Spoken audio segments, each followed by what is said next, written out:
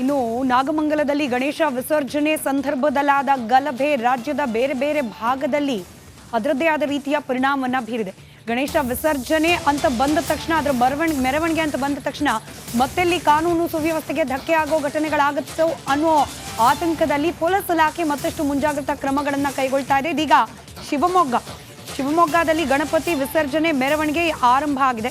ಭೀಮೇಶ್ವರ ದೇವಾಲಯದಿಂದ ರಾಜಬೀದಿ ಉತ್ಸವ ಆರಂಭ ಆಗಿದೆ. ಹಿಂದೂ ಸಂಘಟನಾ ಮಹಾಮಂಡಳಿಯಿಂದ ಮೆರವಣಿಗೆ ನಡೆಸಲಾಗ್ತಾ ಇರೋದು 80ನೇ ವರ್ಷದ ಗಣೇಶ ಪ್ರತಿಷ್ಠಾಪನೆ ಹಾಗೆ ವಿಸರ್ಜನಾ ಕಾರ್ಯಕ್ರಮ. ಇದು ಮಹಾಸಭಾ ಗಣಪತಿ ಅಂದ್ರೆ ಶಿವಮೊಗ್ಗದಲ್ಲಿ ಪ್ರತಿ ಬಾರಿಯೂ ಕೂಡ ಹೈ ಅಲರ್ಟ್ ಇದ್ದೇ ಇರುತ್ತೆ ಪೊಲೀಸ್ ಇಲಾಖೆಯಿಂದ.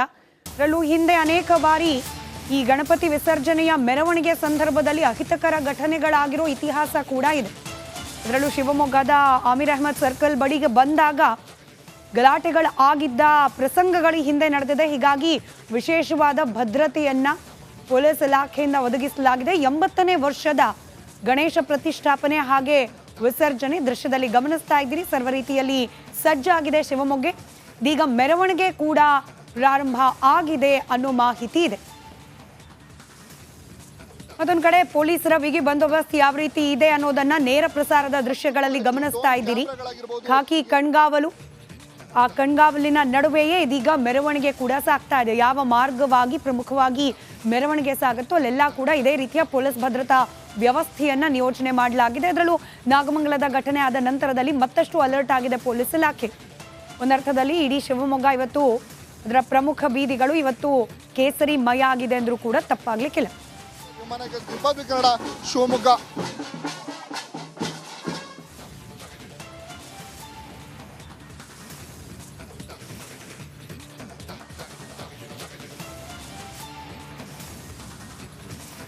ಶಿವಮೊಗ್ಗದಲ್ಲಿ ಹಿಂದೂ ಮಹಾಸಭಾ ಗಣಪತಿಯ ವಿಸರ್ಜನಾ ಕಾರ್ಯಕ್ರಮ ಮೆರವಣಿಗೆ ಈಗ ಆರಂಭ ಆಗಿದೆ.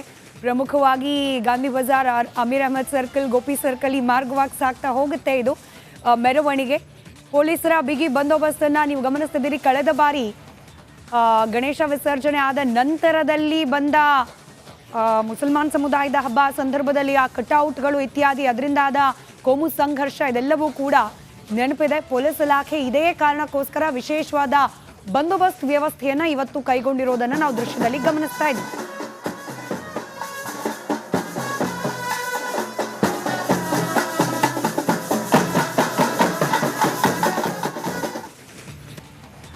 ಇನ್ನು ನಾಗಮಂಗಲದಲ್ಲಿ ಗಣೇಶ ವಿಸರ್ಜನೆ ಸಂದರ್ಭದಲ್ಲಾದ ಗಲಭೆ ರಾಜ್ಯದ ಬೇರೆ ಬೇರೆ ಭಾಗದಲ್ಲಿ ಅದರದ್ದೇ ಆದ ರೀತಿಯ ಪರಿಣಾಮವನ್ನ ಬೀರಿದೆ.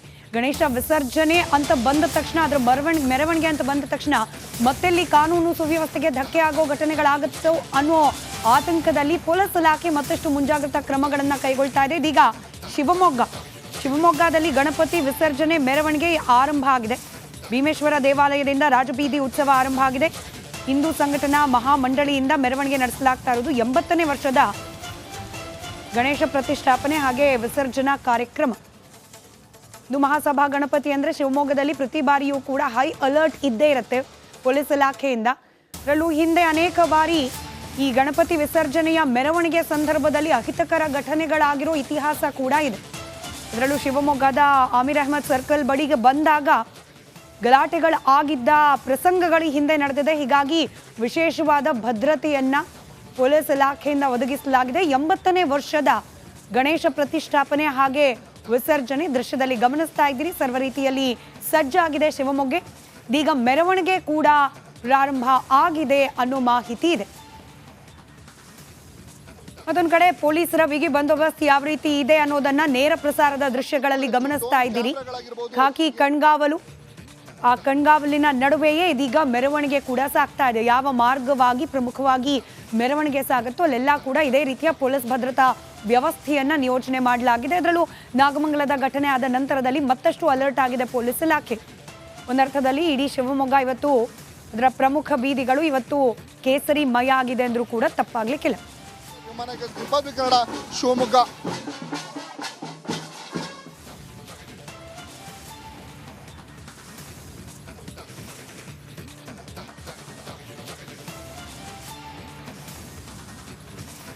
ಶಿವಮೊಗ್ಗದಲ್ಲಿ ಹಿಂದೂ ಮಹಾಸಭಾ ಗಣಪತಿಯ ವಿಸರ್ಜನಾ ಕಾರ್ಯಕ್ರಮ ಮೆರವಣಿಗೆ ಈಗ ಆರಂಭ ಆಗಿದೆ.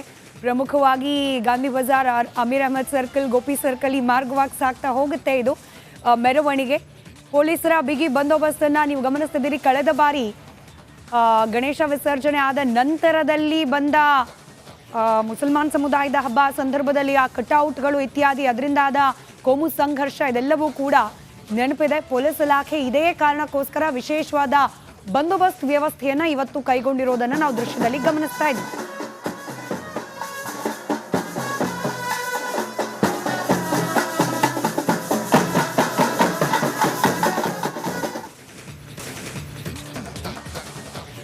ಮತ್ತಷ್ಟು ಪ್ರಮುಖ ವಿದ್ಯಮಾನಗಳನ್ನು ಕ್ವಿಕ್ ಆಗಿ ಗಮನಿಸೋಣ. ರಾಜ್ಯ ಟಾಪ್ 5 ನಲ್ಲಿ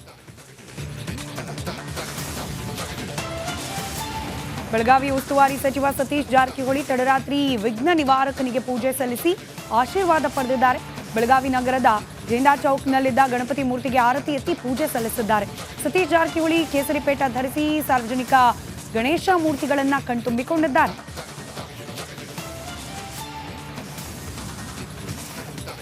ಬೆಂಗಳೂರಿನಲ್ಲಿ ಸಾರ್ವಜನಿಕ ಗಣೇಶ ಮೂರ್ತಿಗಳ ವಿಸರ್ಜನೆಗೆ ಇವತ್ತು ಕೊನೆ ದಿನ.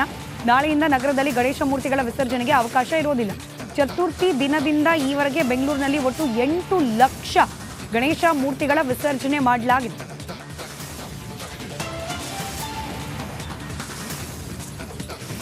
ಎರಡು ಲಾರಿಗಳ ನಡುವೆ ಮುಖಾಮುಖಿ ಡಿಕ್ಕಿಯಾಗಿ ಡೀಸೆಲ್ ತುಂಬಿದ್ದ ಲಾರಿ ಪಲ್ಟಿಯಾಗಿದೆ. ತುಮಕೂರು ಜಿಲ್ಲೆ ಹುಲಿಯೂರು ದುರ್ಗ ಸಮೀಪದ ದೊಡ್ಡ ಮಾವತ್ತೂರು ಟೋಲ್ ಬಳಿಯಲ್ಲಿ ಘಟನೆ ನಡೆದಿದೆ. ಘಟನೆಯಲ್ಲಿ ಲಾರಿ ಚಾಲಕ ಹಾಗೂ ಇಬ್ಬರು ಟೋಲ್ ಸಿಬ್ಬಂದಿ ಸೇರಿ 3 ಗಂಭೀರ ಗಾಯವಾಗಿದೆ.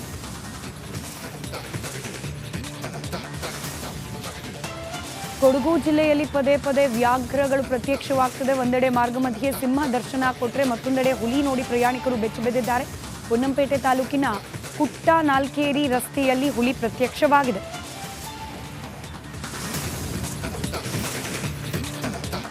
ಬೆಳಗಾವಿಯ ರಾಯಭಾಗ ತಾಲೂಕಿನ ಮುಗಳಖೋಡ ಪಟ್ಟಣದಲ್ಲಿ ಪ್ರತಿಭಾ ಕಾರಂಜಿ ಸ್ಪರ್ಧೆ ಏರ್ಪಡಿಸಲಾಗಿತ್ತು. ಸ್ಪರ್ಧೆಯಲ್ಲಿ 100 ಮಕ್ಕಳು ಭಾಗಿಯಾಗಿದ್ದರು.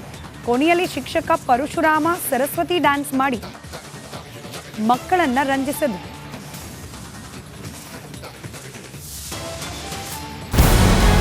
ನಮಸ್ಕಾರ, ಕರ್ನಾಟಕ ಪ್ರೈಮ್ ಟೈಮ್ಗೆ ಸ್ವಾಗತ. ನಾನು ಜಯಪ್ರಕಾಶ್ ಶೆಟ್ಟಿ. ಇಡೀ ಕರ್ನಾಡು ಇವತ್ತು ರೆಬೆಲ್ ಆಗಿ ನಿಂತಿದೆ.